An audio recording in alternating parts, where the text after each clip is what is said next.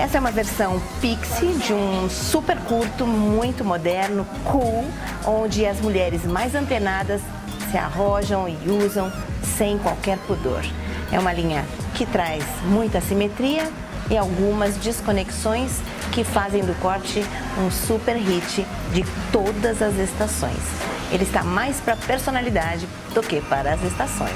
Aqui atrás, onde nós tivemos ele todo sendo feito o corte de maneira que crie uma harmonia em toda a cabeça. Tanto ela pode utilizar para um lado como para o outro. Lógico que eu sempre oriento os meus clientes para utilizarem o seu lado dominante para as pessoas e jogar a linha da franja para o seu lado máscara. Essa é uma característica muito interessante que vai fazer toda a diferença na sua segurança e na sua autoconfiança.